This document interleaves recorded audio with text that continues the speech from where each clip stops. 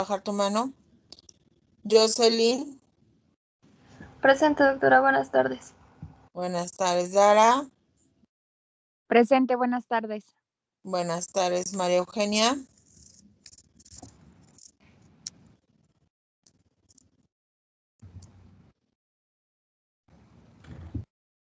Dania. Presente, doctora. Gracias, Luis.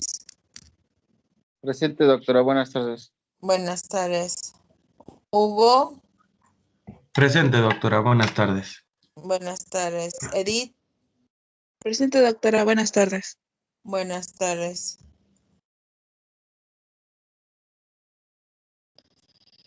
Alexandro. Presente, doctora. Buenas tardes. Buenas tardes. Alan.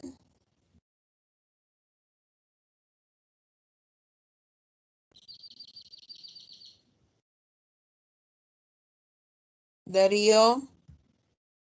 Presente, doctora. Buenas tardes. Buenas tardes. María del Rosario. Presente, doctora. Buenas tardes. Buenas tardes. Ana Laura. Presente, doctora. Buenas tardes. Buenas tardes. Scarlett. Presente, doctora. Buenas tardes. Buenas tardes. Alejandro.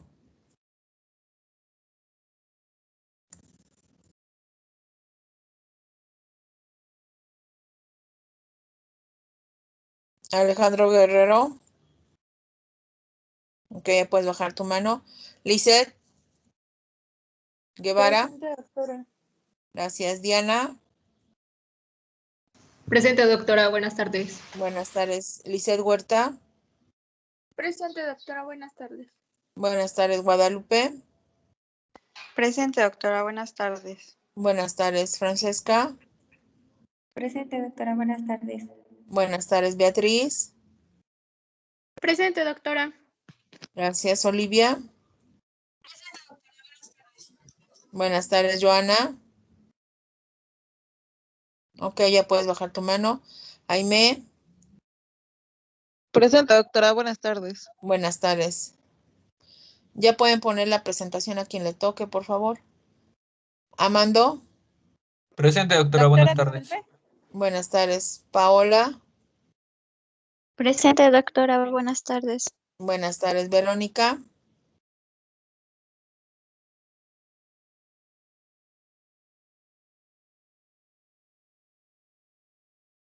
Dulce. Presente, doctora. Buenas tardes. Buenas tardes, Melissa. Presente, doctora. Buenas tardes. Buenas tardes, Nancy. Presente, doctora. Gracias, Brenda. Presente, doctora. Buenas tardes. Buenas tardes, José Jaime. Presente, doctora. Buenas tardes. Buenas tardes, Esli. Presente, doctora. Buenas tardes. Buenas tardes, Diana. Presente, doctora. Buenas tardes. Buenas tardes. Diana. ¿Vidal? Acabo de decir presente, doctora. Oh, perdón. Dafne. Presente, doctora. Buenas tardes. Buenas tardes, Jorge. Presente, buenas tardes. Buenas tardes, Ramsés. Hace el horario verano. Ramsés.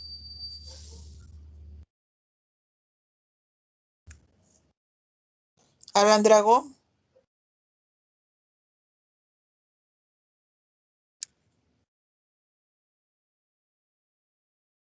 Bueno, pues vean que les mandé mensajito y de la unidad 9, 10 y 11,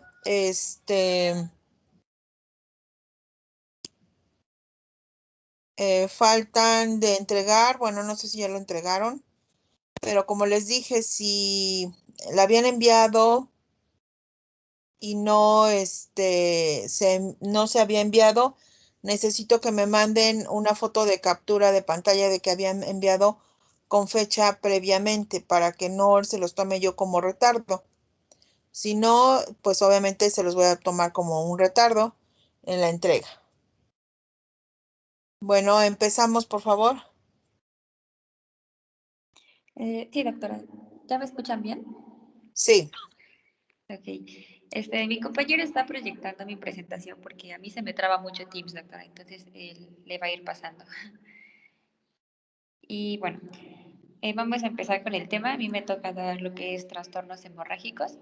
Es un tema muy extenso realmente, son muchas enfermedades y muchos síndromes, por lo que algunos solamente los voy a mencionar, pero hay otros en los que son más frecuentes que sí vamos a alargarnos un poquito más.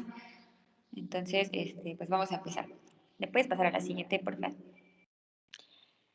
Bueno, cabe destacar que pues, para un adecuado abordaje de un trastorno hemorrágico, la comprensión de los mecanismos fisiológicos de la hemostasia, una historia clínica y un examen físico completos y detallados van a resultar imprescindibles. La siguiente, por favor. Bueno, la duración y el tipo de la hemorragia solo van a poder ser determinados por medio de una historia clínica. El interrogatorio en general pues es la evaluación axiomática y el examen físico pues va a ser vital para confirmar lo de la historia clínica porque esto nos va a definir la naturaleza y la extensión de la hemorragia y pues nos va a demostrar la existencia o no de un desorden hemostático sistémico. Entonces, bueno, como tal, la historia clínica y el examen físico no siempre suelen ser suficientes para hacer el diagnóstico completo.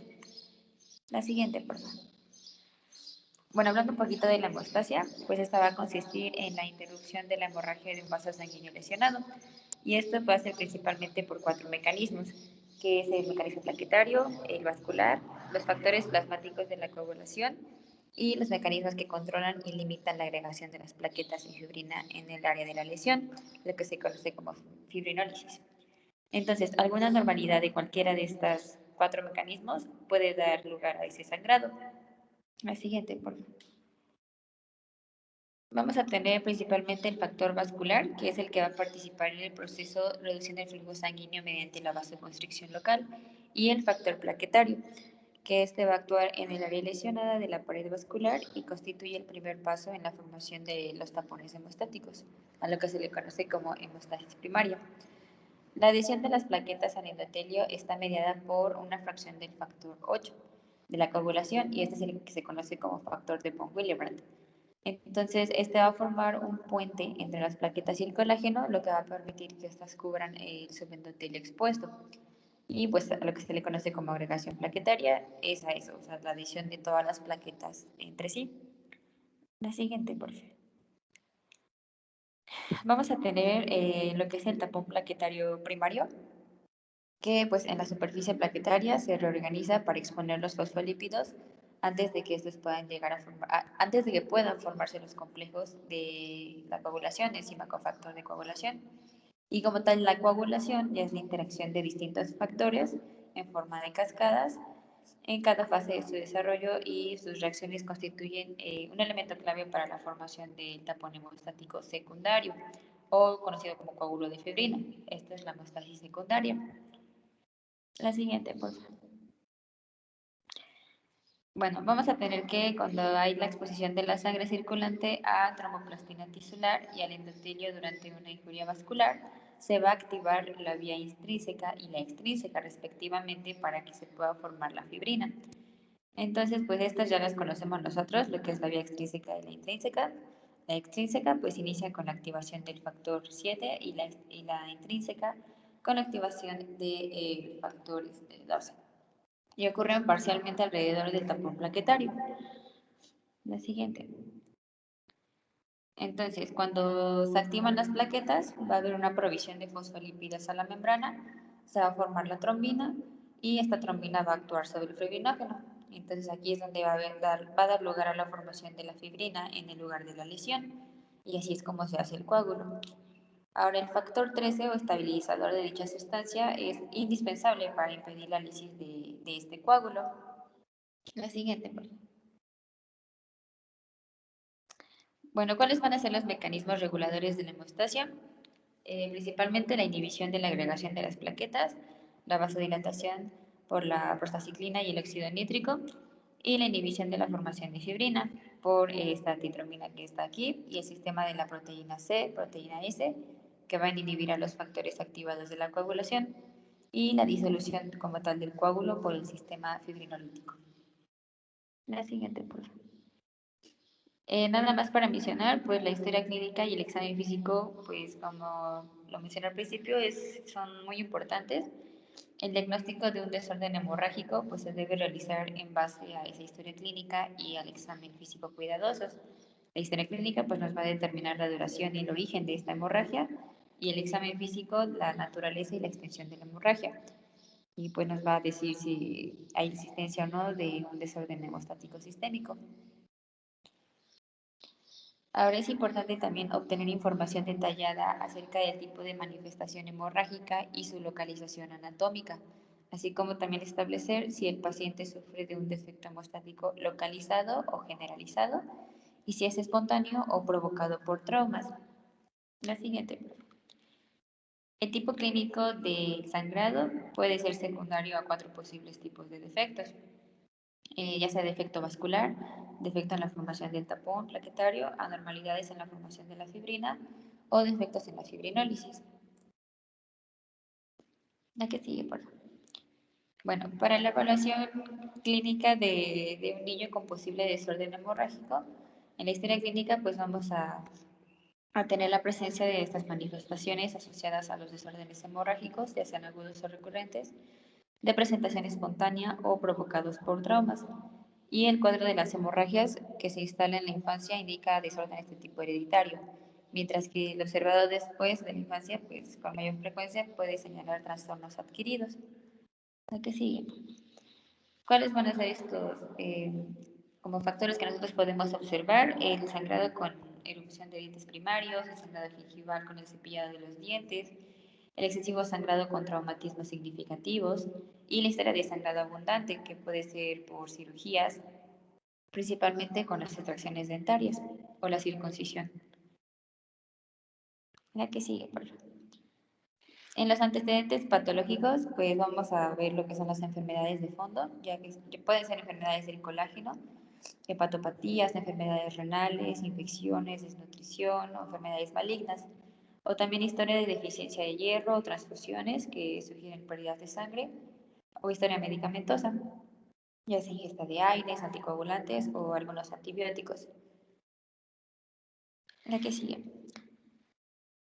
Bueno, en la historia familiar casi siempre mencionan las literaturas que es difícil de valorar, pero pues una historia familiar positiva de sangrado no sirve mucho para el diagnóstico, pero pues una historia negativa no excluye la posibilidad de un trastorno. Entonces aquí también tenemos que descartar la posibilidad de que el sangrado pues sea por un maltrato físico infantil. Los criterios clínicos para la diferenciación del tipo de defecto hemostático pues va a ser principalmente el vascular. Cuando es vascular el sangrado cutáneo pues aparece principalmente como petequias o púrpura y también es muy frecuente la epistaxis y pues se observa un patrón específico o lesiones vasculares como angiomas, por ejemplo. Y bueno, las petequias que se presentan tienden a ser dependientes en distribución anatómica. La que sigue. Cuando son defectos en la formación del tapón plaquetario, las lesiones clásicas igual suelen ser petequias en la púrpura, que aparecen frecuentemente en áreas de trauma. La epistaxis igual y la gingivorragia son frecuentes. Y bueno, desde el inicio de la formación del tapón plaquetario pues, es inadecuado y el sangrado tiende a ser inmediato. Las heridas y las abrasiones superficiales pues sangran muchísimo, profusamente, pero pues suelen ser controladas con la presión local. Y pues es común el sangrado en la piel, las mucosas y equimosis. Y pues lo que es la hemartrosis y hematomas profundos aquí son raros. La que sigue. Bueno, los defectos en los factores de la coagulación, pues lo más característico es la equimosis y los hematomas profundos. Y bueno, aquí la hemostasis inicial es usualmente adecuada, es decir, que la formación del tapón plaquetario va a ser normal, pero el sangrado recurre ya sea minutos o horas después porque hay una deficiencia de la fibrina. La presión local no permite el control permanente de la hemorragia en las heridas y la hemorragia profunda de los planos musculares, el espacio retroperitoneal y hemartrosis se asocia principalmente a deficiencias hereditarias de los factores de la coagulación. Y pues algo importante también es que el sangrado tardío por el cordón umbilical sugiere la deficiencia del factor 13. Bueno, aquí pues algunas imágenes de lo que es el observarse principalmente en los pequeños, los hematomas profundos. La que sigue. Y bueno, como tal en la fibrinólisis, las hemorragias en sitios de venopunción van a ser lo más característico, las petequias y la equimosis. La que sigue. Para la interpretación de un desorden hemorrágico, pues esto tenemos que observar el sitio anatómico del sangrado. Por ejemplo, la epistaxis en niños resulta pues, con mayor frecuencia por traumatismos, por infección nasal o fragilidad capilar del tabique nasal, lo que es el agrique y el bache. Y esta se va a asociar principalmente a trombocitopenia, telangiectasia hemorrágica hereditaria o la enfermedad de von Willebrand. La que sigue, por favor. En caso de hematuria, pues se manifiesta en la trombocitopenia, en la hemofilia y en la terapia anticoagulante oral. Y pues puede ocurrir en pacientes con alguna lesión renal local, ya sea también por infecciones o neoplasias. La que sigue.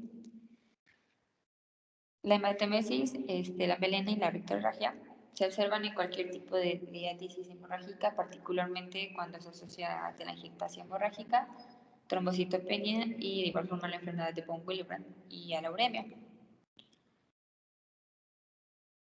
Cuando es hemorragia intracraneana, pues esta suele ser espontánea y pues debemos sospechar de una diátesis de fondo y pues principalmente trombocitopenia, es en lo que más se piensa cuando hay hemorragia intracraneana.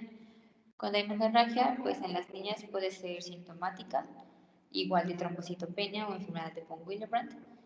Y bueno, la hemartrosis, aquí pues se acompaña casi siempre a los defectos congénitos de la coagulación. Aquí sí. Bueno, entrando como tal a los trastornos vasculares, las hemorragias producidas por trastornos vasculares es a lo que se le conoce como púrpuras vasculares. El origen de la hemorragia pues, suele ser capilar y se manifiesta siempre por petequias y equimosis cutánea. También en las mucosas suele aparecer, o rara vez, pero puede ser precedida de traumas.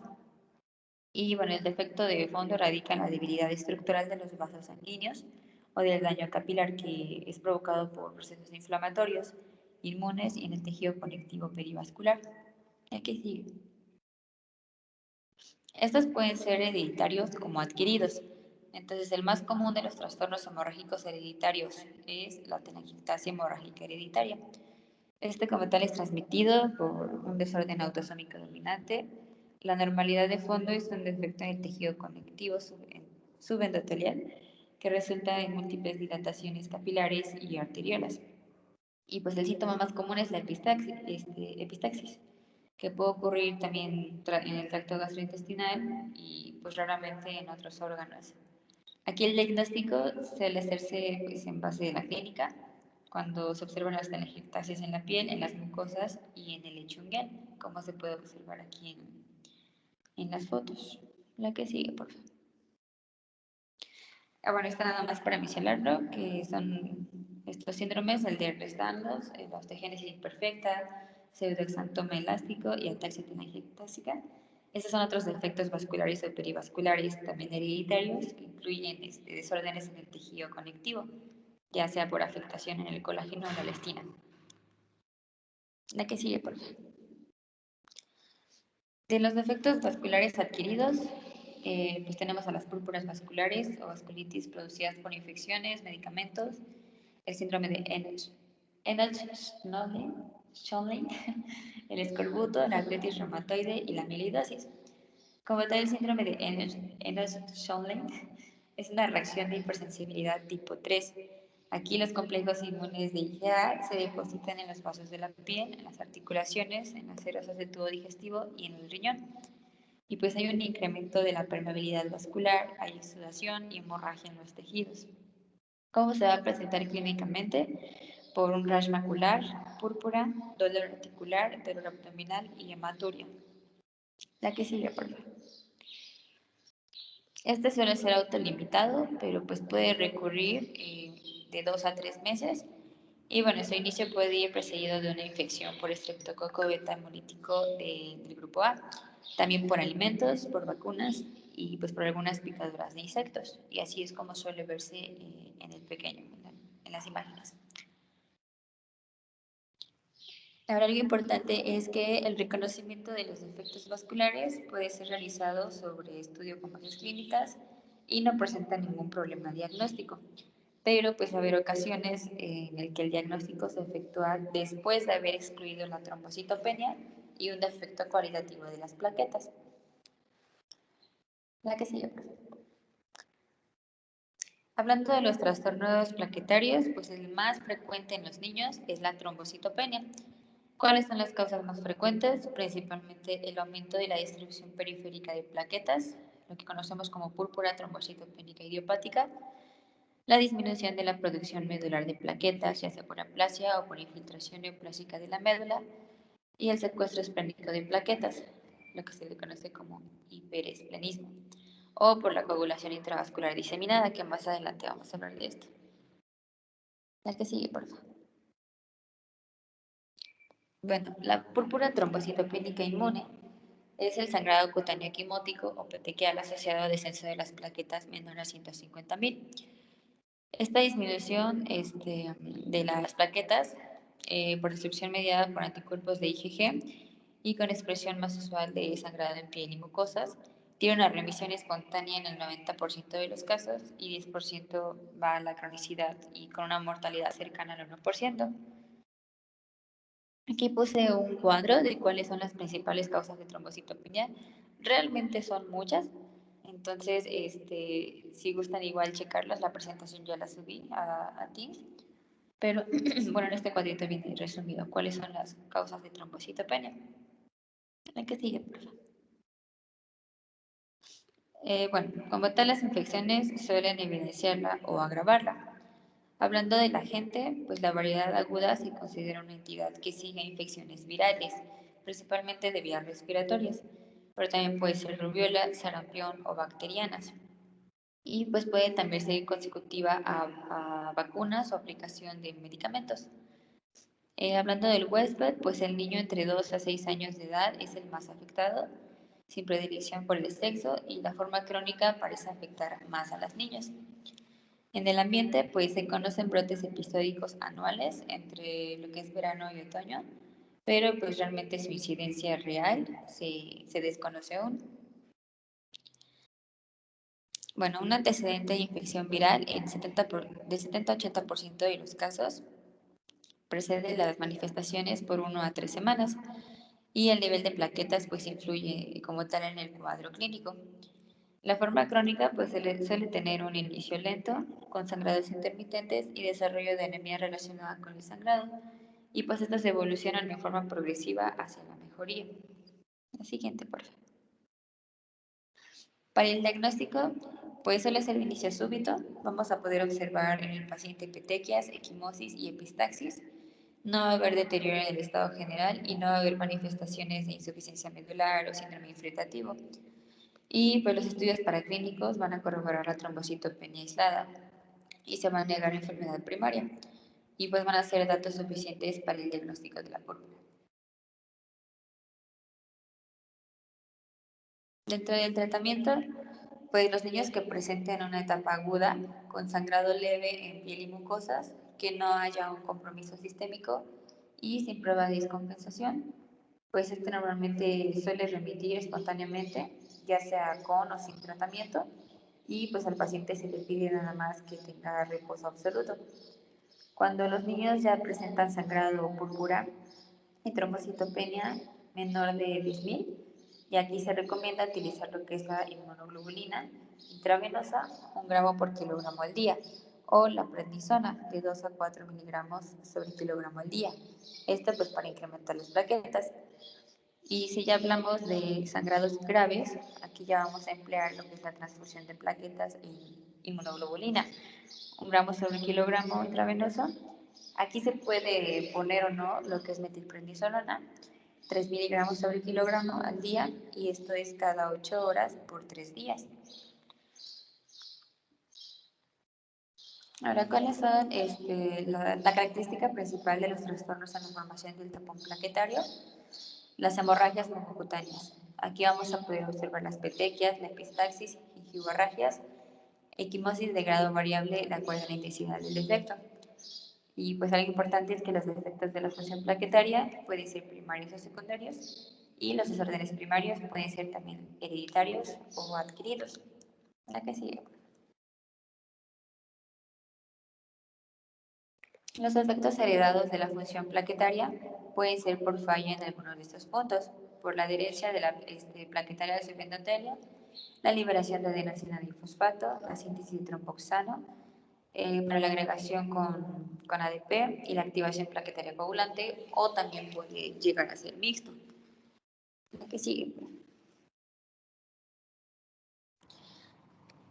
La falla plaquetaria y su adherencia al subendotelio tisular se observan en la enfermedad de von Willebrand, en el síndrome de Bernard-Soulier y en la hipergamaglobulinemia.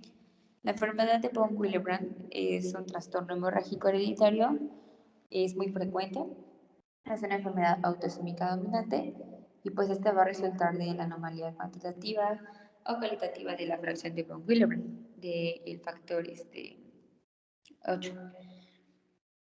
Y pues es necesario para la normal adhesión plaquetaria al subendotelio en los sitios de la lesión de la pared vascular.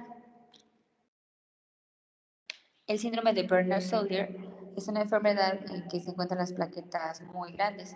Entonces, una glicoproteína de la membrana de la superficie que contiene el receptor para el factor de von Willebrand no está presente.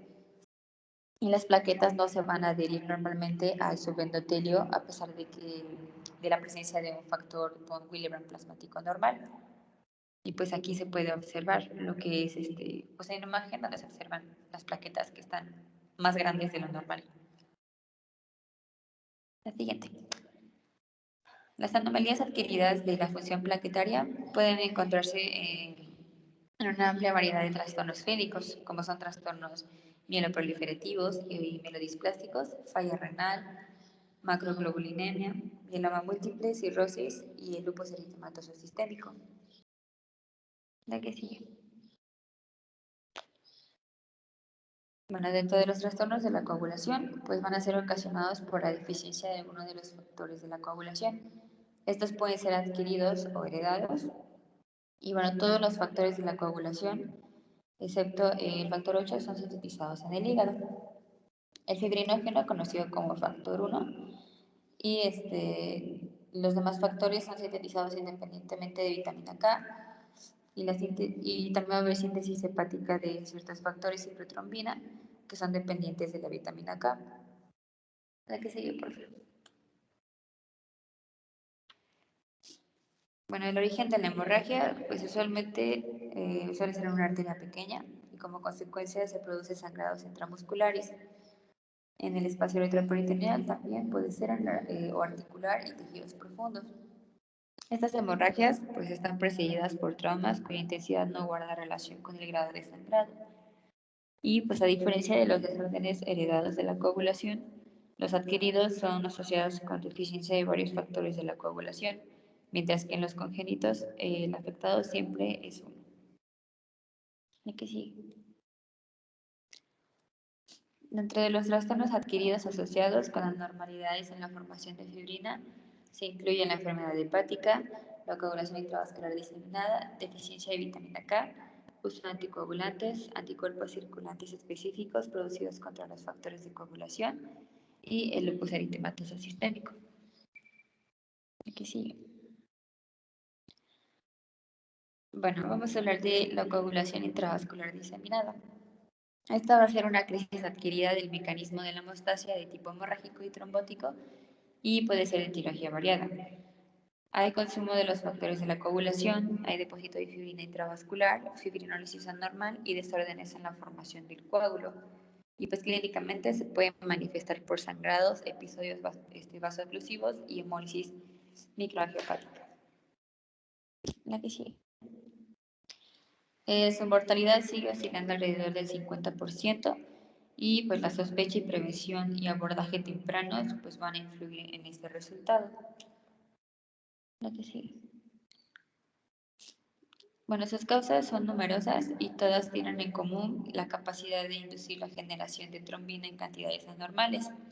Se presentan fenómenos vasomotorios, tromboembólicos y sangrados. Va a haber falla orgánica múltiple, que esto pues ya es como lo más grave de la enfermedad en su presentación clínica. La que sigue, por favor. Bueno, como tal, hablando de la gente, el síndrome se presenta como una complicación de diversos padecimientos y sus causas, según el mecanismo a través del que inician la coagulación intravascular diseminada, puede ser pues daño endotelial, el complejo antígeno-anticuerpo, lo que son detritos celulares, intravasculares como el embolismo de líquido amniótico, por liberación del factor tisular, como quemaduras, neoplasias por cirugía, traumatismos, y el daño eritrocitario o plaquetario. En este caso, pues puede ser desprendimiento prematuro de placenta y hemólisis. La que sigue. Bueno, del huésped, los neonatos pues son susceptibles a desarrollar la coagulación intravascular diseminada por su inmadurez del sistema monocitofagocítico y la propensión a la hipoxia y a la isquemia. Y en el lactante, pues afecta principalmente a pacientes con procesos infecciosos graves. Y estos van a ser principalmente procesos infecciosos del tubo digestivo y del árbol respiratorio, o con condiciones que permiten un daño masivo del endotelio vascular o activación de las parénquimas de la coagulación. La que sigue, profe. Bueno, en el ambiente, pues el hacinamiento y los malos hábitos higiénicos relacionados con un nivel socioeconómico pobre van a influir en la frecuencia de gastroenteritis, neumonías e infecciones en general, así como en la de sus complicaciones en la infancia. Dentro de la fisiopatogenia, pues vamos a tener que va a haber complicación de accidentes obstétricos, puede ser por complicación de accidentes obstétricos, septicemias por gérmenes gram negativos, acompañado de numerosos padecimientos agudos, subagudos o crónicos. Y pues todos estos comparten la propiedad de producir cualquiera o varias de las siguientes condiciones. La que sigue, por favor.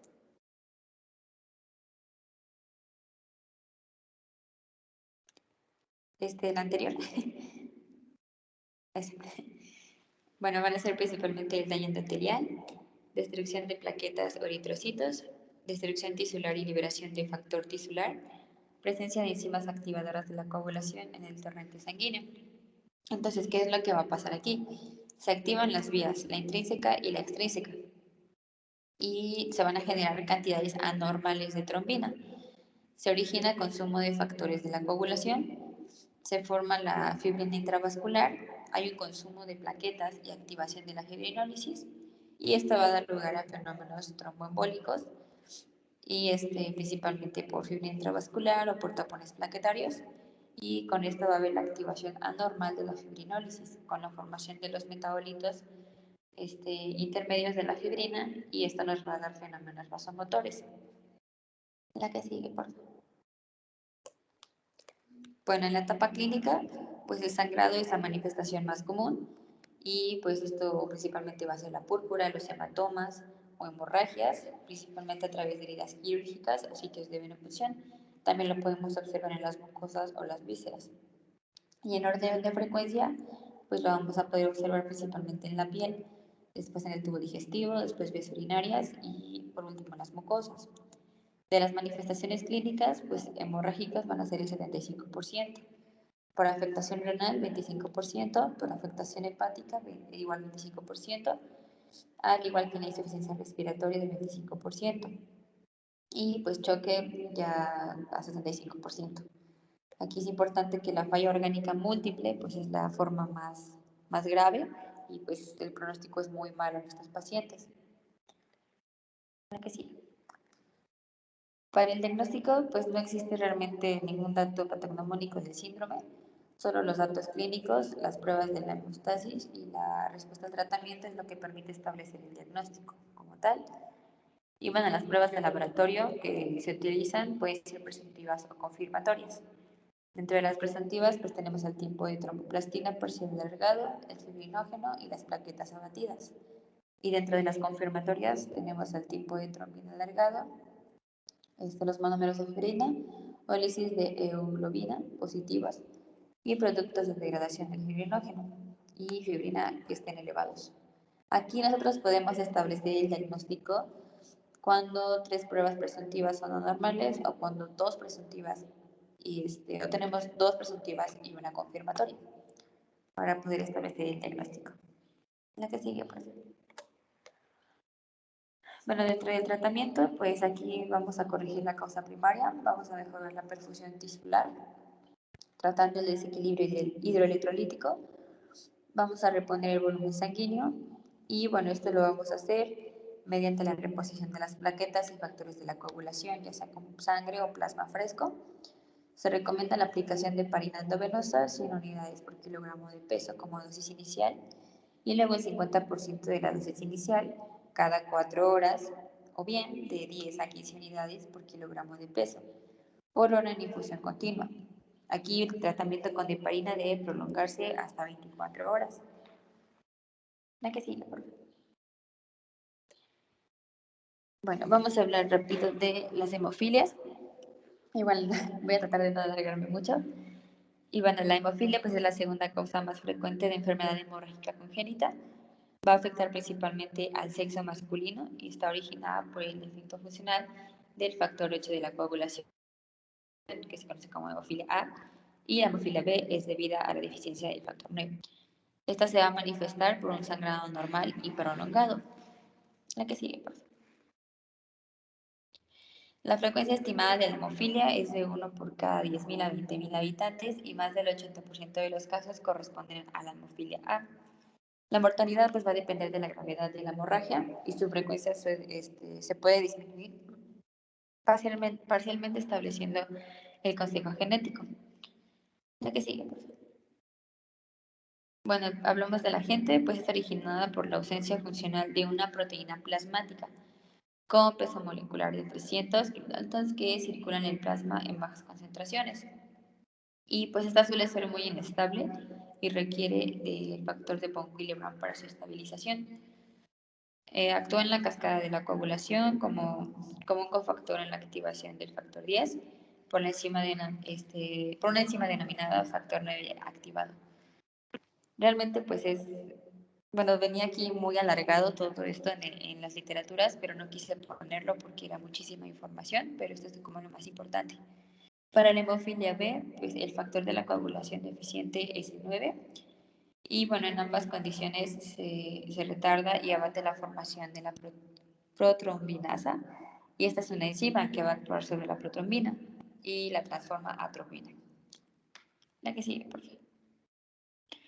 Bueno, el padecimiento se hereda como característica recesiva ligada al cromosoma X, entonces esto es lo que hace que sea casi exclusivo del género masculino. La mujer es la que lo transmite, aunque pues también hay casos, muy pocos, pero sí hay casos en donde las mujeres son las que tienen esta enfermedad, pero pues son muy poquitos. Y bueno, se manifiesta desde los primeros meses de la vida y pues en especial después de traumatismos o cirugías. Y solo el 30% de los neonatos sangra después de la circuncisión. Los hemofílicos que desarrollan anticuerpos contra el factor 8 por lo común comparten el antígeno de histocompatibilidad CW5. ¿Ya que sigue? Bueno, el periodo patogénico, pues la deficiencia funcional del factor 8 impide la generación de la trombina, que pues, es la enzima que va a transformar el fibrinógeno en fibrina. Se bloquea el sistema intrínseco de la coagulación y pues la gravedad de la inhibición de la formación de la trombina está en relación con los niveles del factor 8. En la hemofilia B, pues la deficiencia del factor 9 también impide la activación correcta del sistema intrínseco de la coagulación, puesto que ambos, junto con los factores de contacto, integran esta vía. La que sigue, por favor. Bueno, dentro de la etapa clínica, pues la característica de la hemofilia A o B son la hemartrosis y el sangrado prolongado espontáneo, o después de traumas que pues, puedan aparecer desde los primeros días de vida o presentarse hasta años más tarde. Y pues la gravedad se correlaciona con los niveles de la actividad de estos factores, según sea el caso. Y pues vamos a catalogar los cuadros, principalmente en graves, cuando los niveles del factor procoagulante son menores del 1%. Aquí va a haber hemartrosis, hemorragias espontáneas con el mínimo traumatismo, suelen ser repetidas y prolongadas, se suelen encontrar en piel, músculos, retroperitoneo, vísceras, articulaciones o heridas. Se manifiestan desde la infancia y pues pueden ser tan graves que ocasionan la muerte. La que sigue, por favor. Tenemos a los moderados, que pues los niveles de los factores oscilan entre 1 y 5%. Las hemartrosis y los sangrados espontáneos son poco frecuentes y pues la incapacidad es rara, pero pues sí sangran de manera importante con pequeños traumatismos. Y los leves, pues los niveles oscilan entre 5 y 25%. La hemartrosis y el sangrado espontáneo también son raros, pero sangran de forma significativa después de traumatismos o cirugías. Y los pacientes con niveles de 25 a 50% solo tienen sangrados moderados después de cirugía o por traumatismos mayores. La que sigue.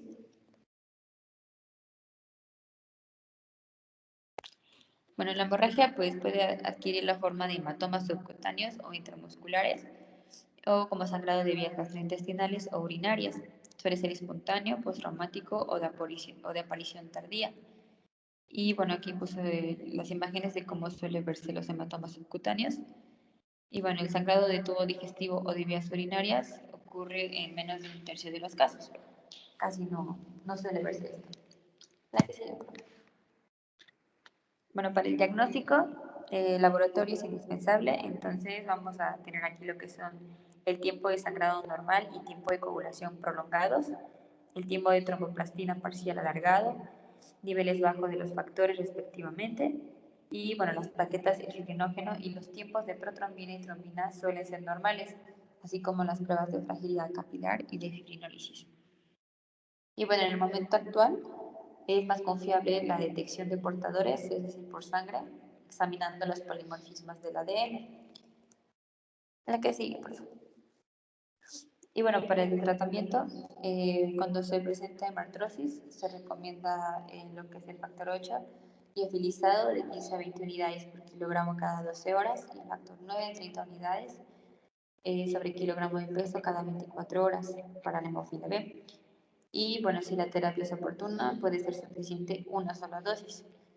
En sangrados de cirugía mayor o de cavidades, como el sistema nervioso central, la dosis recomendada es de 50 unidades sobre kilogramo de peso, por un mínimo de 14 días.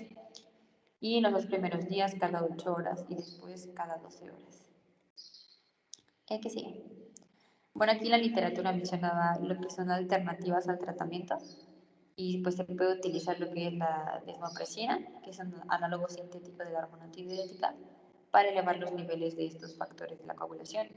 Entonces aquí pues vienen las dosis y también se suele utilizar el ácido aminocaproico, este es un inhibidor de la fibrinólisis y esto pues suele utilizarse en lo que son sangrados de cavidad oral y la prednisona, que aquí pues se recomiendan en la hepaturia. La que sigue, por favor. Bueno, la evaluación de las pruebas de la hemostasia. Esto es nada más para como dar un repaso, pues lo que es lo que se utiliza en estos laboratorios, que es la biometría hemática, para valorar la hemoglobina, el hematocrito, la concentración media y el volumen corpuscular.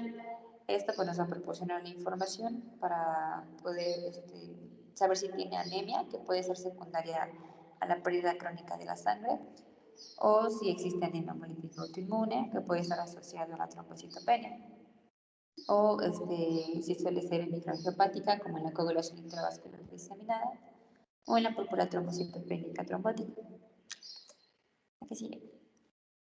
Bueno, la cifra de los leucocitos nos va a permitir descartar otros procesos como leucemias o procesos infecciosos, y las cifras de plaquetas pues, nos va a orientar sobre el origen del proceso hemorrágico. Tenemos aquí principalmente el tiempo de sangrado. Esto lo que nos va a valorar es la hemostasis primaria, las plaquetas y el factor de von Willebrand. Nos va a orientar acerca de si existe algún defecto de los mecanismos que intervienen en la formación del tapón plaquetario. La que sigue. ¿Y esto cómo se va a realizar? Vamos a realizar una punción en el antebrazo con un bisturí a una profundidad de 1 milímetro. Y vamos a someter a una presión de 40 milímetros de mercurio al brazo con el esfigomanómetro y vamos a medir el tiempo que dura el sangrado. Los límites de referencia es de 6 a 9 minutos. Si esto dura más de 9 minutos, pues ya tiene un defecto en la hemostasia primaria que pues, debemos investigar con otras pruebas especiales. La que sigue. El tiempo de protrombina pues valora la vía extrínseca de la coagulación y la prolongación de esto pues en presencia de un tiempo de tromboplastina parcial normal nos indica una deficiencia de el factor 7, la presencia del inhibidor, y también valora la vía común, el factor 10, 5 y el 2 y la formación del coágulo. La que sigue. El tipo de tromboplastina parcial, pues nos valora la vía intrínseca.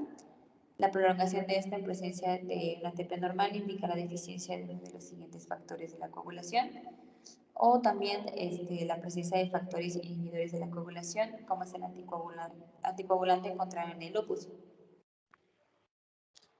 Aquí sí. Y bueno, el tiempo de trombina, esto nos evalúa la última fase de la coagulación, que es la formación del polímero de fibrina. Esto pues nos va a valorar el fibrinógeno en calidad y en cantidad. Y bueno, las hipofibrinogénemias y afibrinogénemias que cursan con el tiempo de trombina prolongado.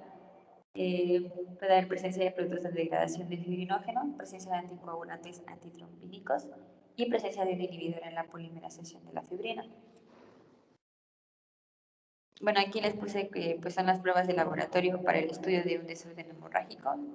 Son a manera de resumen y pues hay otras más, pero pues les comento que son muy largas, entonces solamente mencioné las que son más importantes, pero pues aquí vienen. La que sigue.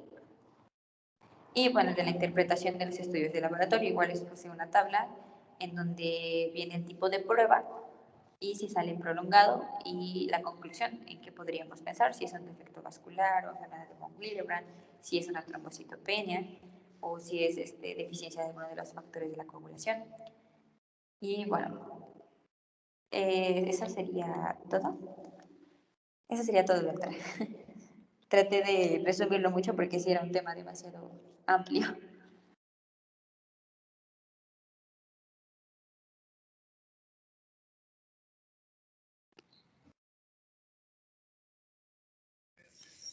Bien.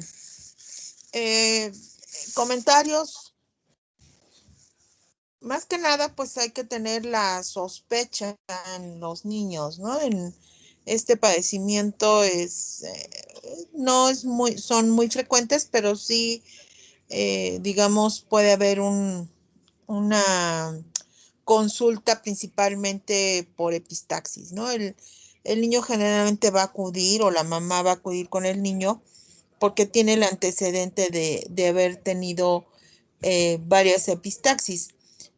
Ya las otras manifestaciones como las púrpuras, las petequias y las hemartrosis, obviamente pues son padecimientos que ya sí acuden a una consulta, pero a veces se presentan principalmente, obviamente, con algunas ciertas gravedades, ¿no? Entonces, aquí la importancia es saber en qué momento yo le tengo que hacer algún estudio al niño por la presencia de algún sangrado o por lesiones petequiales o, como comentó su compañera, vasculares y ya las amartrosis principalmente que se presentan en los niños con hemofilia. Entonces, aquí pues se tiene que hacer ya una buena valoración, un buen interrogatorio, cuántas veces a la semana presenta, por ejemplo, las epistaxis, y si realmente es un trastorno hemorrágico como tal o solamente es localizado en este punto, ¿no? Y de ahí, pues, ir viendo la exploración física, pues, contemplar. Yo tuve un caso de un bebé de 2 meses que recién tenía una semana que se le había aplicado la vacuna de los 2 meses, que era la pentavalente, y lo notaron con pequeños puntitos, pensaron que era como tipo alergia, y al momento de estarlo revisando, tenía petequias en la mucosa oral y en el paladar blando y en lo que es las encías. Entonces eso pues me llamó la atención porque eso es para nosotros es una púrpura trombocitopénica idiopática y y muy seguramente tenía plaquetas abajo de 50,000, ¿no? Entonces se refirió al niño poblano y efectivamente tenía unas plaquetas de 20,000, y parece ser que había sido algún producto secundario de la vacuna de la pentavalente, ¿no? Son casos muy raros que se pueden llegar a presentar, pero que es importante que nosotros pues valoremos adecuadamente a nuestro niño, ¿no? Entonces, como bien dijo su compañera al principio, ¿verdad? Los mecanismos que existen de la hemostasia a nivel de nuestro organismo, ¿verdad? Si están bien, si están adecuados, si no tienen ninguna alteración, y ver que si nada más era en este caso, por ejemplo, local, ¿no? En el caso, por ejemplo, de la epistaxis, que siempre es la mayor parte de los, no, más o menos como un 85% a un 90% es por fragilidad capilar de la propia mucosa nasal, igual por resequedad, ¿verdad? Que presenta. Y ya después serían las otras alteraciones en la que están alteradas pues la vía extrínseca y la vía intrínseca de la coagulación, la deficiencia de alguno de los factores como tal, como es en el caso de las hemofilias, y obviamente tener el antecedente familiar y si es hombre o si es mujer para determinar qué tipo de hemofilia es. Bueno, mañana continuamos un poquito con esto de los problemas hemorrágicos porque ya es la 1 de la tarde. Doctora, Sí.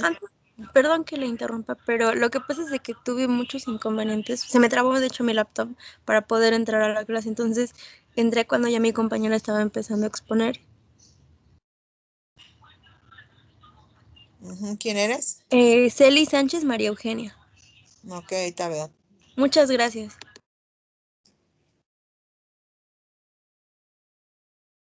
Bueno, mañana tocaría Olivia, protocolo de estudio de adenomegalias.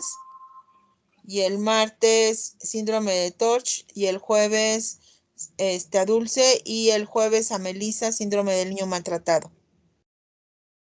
Sí, doctora. Ok, que tengan buena tarde, gracias. Bonita tarde, hasta luego. Gracias, Gracias. hasta luego.